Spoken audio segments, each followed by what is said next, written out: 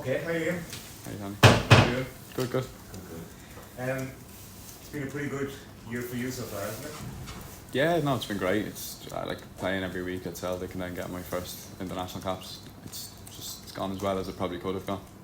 What about Champions League? I mean, have you noticed it being a step up at a higher level? Yeah, it is. Like compared to the Scottish League, it is. Like you're playing against top quality opposition, and I suppose midweek last week we kind of seen that firsthand. You know, we went down to 10 men and Atletico just sort of controlled the game from then on, and you could see the quality they had, and it was tough, but it's still good experiences playing in those games, playing against the best in the world, and I'm enjoying it. And what about the international experience then?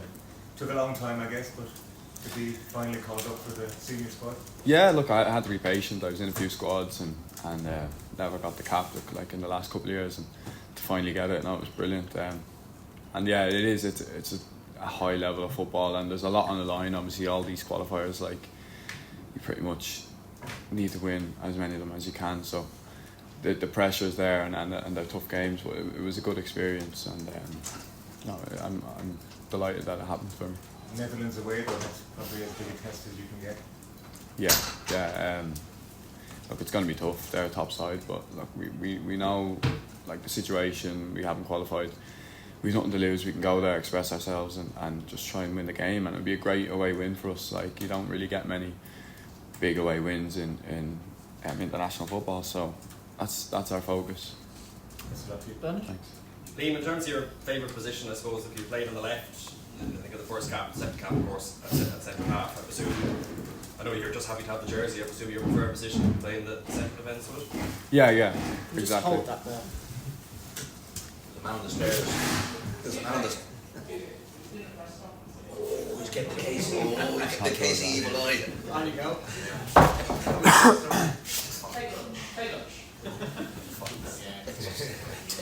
Take five. Take it. Just on your own favourite position. Oh yeah. No, you'd be right. Yeah, look, if I have the jersey and I'm playing, I'm happy. It doesn't matter where I'm playing. I play anywhere. I've played in different positions, and like wherever I'm asked to play, I'll play. But I do love playing centre half. Yeah, probably is my preferred position. Obviously, it's been an amazing year for you on a personal level. Where does winning that first cap, and also a little while ago now you've got two, where does that rate in terms of career highlights so far? I'd say for me it's top, because like it's the one thing as a kid I always wanted, you know, and you can't as a kid you can say, oh, I'd love to play in the Premier League and this, but that playing for Ireland and like I think the next best thing would be playing in a major tournament for Ireland. Or the only thing that would top it would be to play in a major tournament for Ireland, and like that it probably is my biggest achievement today. Yeah. Obviously, you know, with Stephen, the game of the cap, things not looking so good for the manager this week. In terms of your own relationship and you know the vote of confidence that Stephen gave you, how have you found working with him?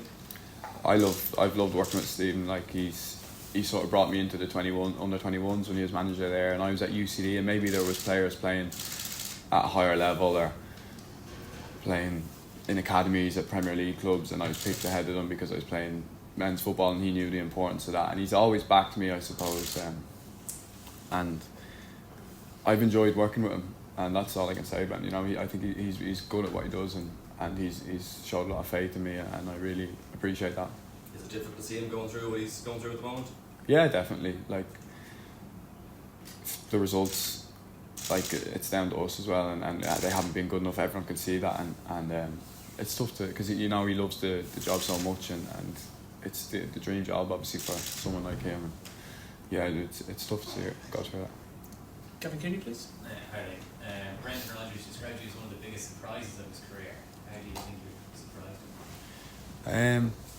I suppose at the start of the year, I think I came back into pre-season with Celtic, and I was sort of, most people thought I was going to go back to Aberdeen. It was sort of in the pipeline. There was talks of it happening, and then obviously the few injuries happened. I think I've surprised him in the sense that I maybe wasn't fully in the picture, and then a couple of injuries happened, and I was thrown straight in and just did well, and I've sort of held the place now, and that's it. Yeah. Yeah, and obviously you're playing at such a high kind of elite level now, Champions League level. How do you think that's improved on there? Just being sort of focused, and I think that's the main difference. Is you kind of have to be always switched on playing against these high level opposition. You know, they can hurt you in a split second, and like we've seen that in the last few weeks. But I think that's where it's improving the most mentally, I suppose. I kind of always back myself technically to play at high levels, but it's being switched on all the time that I've had to sort of learn to do, and that's what I'm trying to improve now. And just lastly for me, I mean, your pathway to this level, do you think that can be a bit of an example for younger players now who are in the League of Ireland and, you know, don't go across to the UK now and they're slightly later in their career in tradition? Yeah, definitely. I've actually just met Steve McGuinness, and he presented me with my PFAI Team of the Year medal from 2021. I never got it because I'd gone to Celtic before the awards, so that was a nice touch.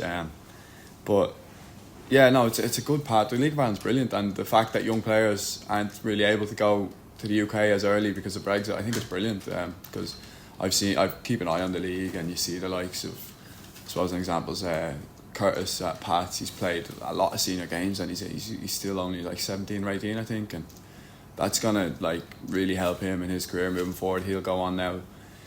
Obviously, he might stay at Pats, but like if he goes on now, he has senior games under his belt, and clubs abroad really like value that. So no, it's a great pathway, and I do hope that more people follow that route.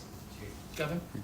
Liam, just following on what Gav asked you about the pathway, did you think Champions League football was possible to you when you were at UCD or Rovers or even on loan at Aberdeen? Did it ever become, because you made it realistic now for a kid playing for UCD today, so when did it seem possible for you? I don't know, probably the week before it happened or something. Like I never thought, no, I didn't really think at UCD that's where I'd end up. I was just focused. I've never really looked too far ahead into the future, so at UCD, Rovers, even Aberdeen, I was just focusing on the next game and consistently doing well. But yeah, once there was a couple of injuries, and I played against Rangers and did well. I thought, well, maybe I can keep this spot here and play these massive games coming up, and no, it's been a great experience. Because a lot of it can be about belief, so where did it come from for you? Is it just the fact that you're playing with men from such an early age, or what was it that kind of kept you going? Yeah, I think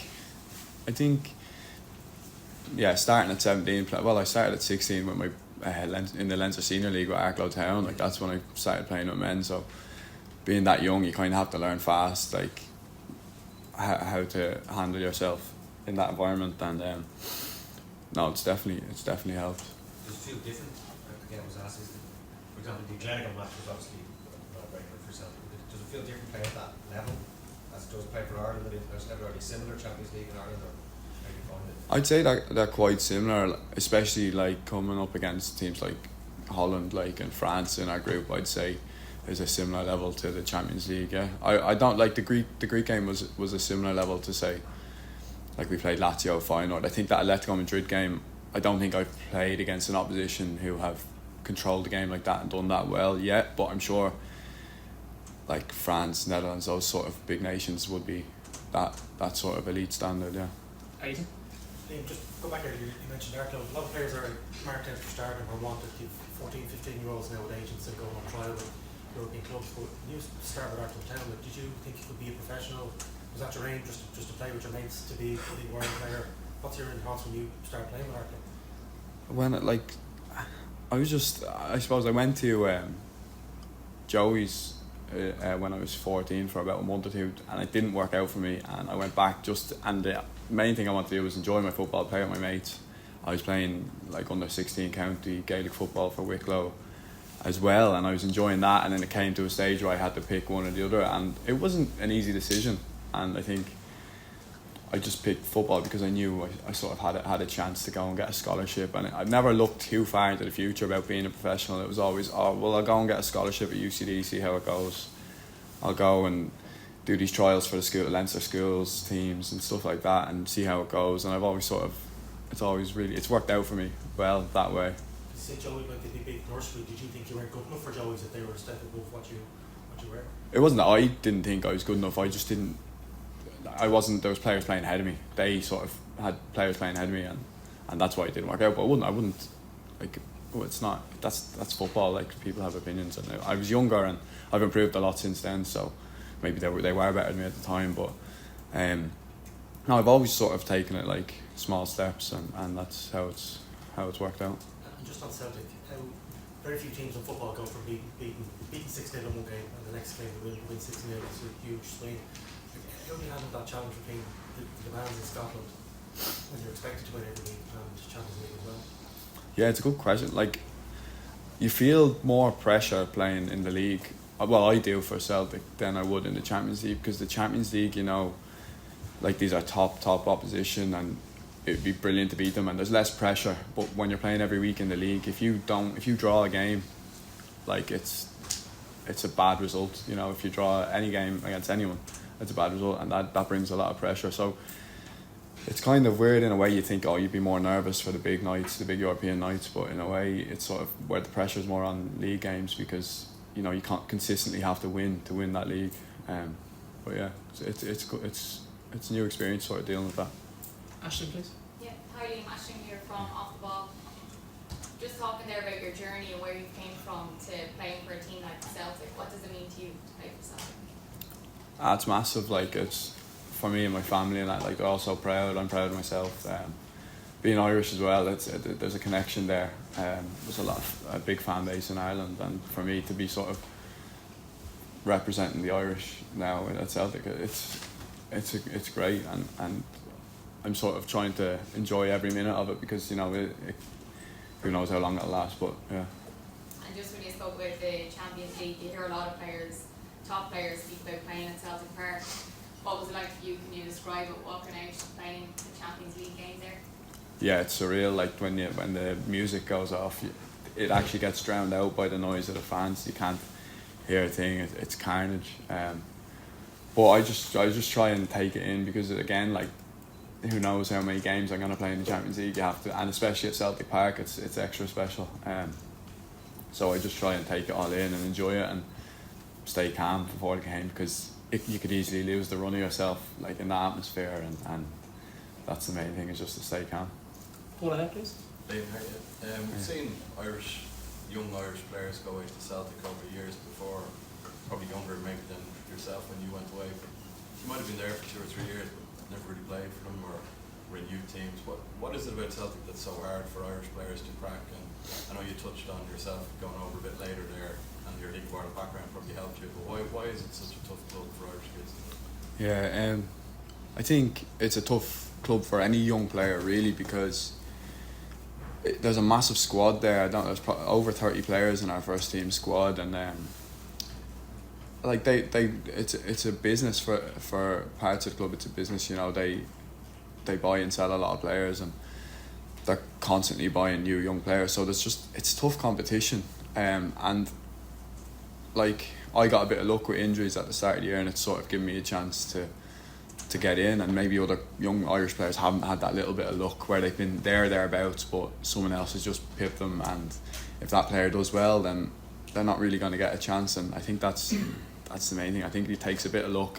It's because of the amount of young players and the amount of, I suppose they buy players and sell players a lot, so the ins and outs sort of don't help that, I think. Neil, please. Liam, so you said it looked like you've gone back to Aberdeen. Obviously what's transpired has been a lot better, but would you have been happy with that at the time? Would you have felt, okay, this is okay, this isn't a bad place for me to be at this stage of my career? Yeah, 100%. Like, my thought process was, and I spoke, obviously at the end of my loan, they spoke to me and told me they were keen to have me back for a year, 18 months and move me on. And that, I loved Aberdeen. Aberdeen's a brilliant football club, and they obviously are playing in the Conference League this year, and I was happy to go back and play consistently at that level and try and win a cup, or finish third in the Scottish League and play in the Conference League, and do that for a year, 18 months, and try and get a move maybe south or whatever. But yeah, it never happened for whatever reason, but I was like hoping, like I was really looking forward to trying to get back there and do that, but it's worked out better obviously for me now, and I'm happy it has. Ed, please. Liam, you're playing with real maturity this season. For centre half, sometimes that doesn't come until late 20s, that sort of thing. So when you went over to Scotland late, I think the early years in the League of Ireland have sort of actually helped push on your maturity that can that be quicker once you got there? Yeah, definitely. I think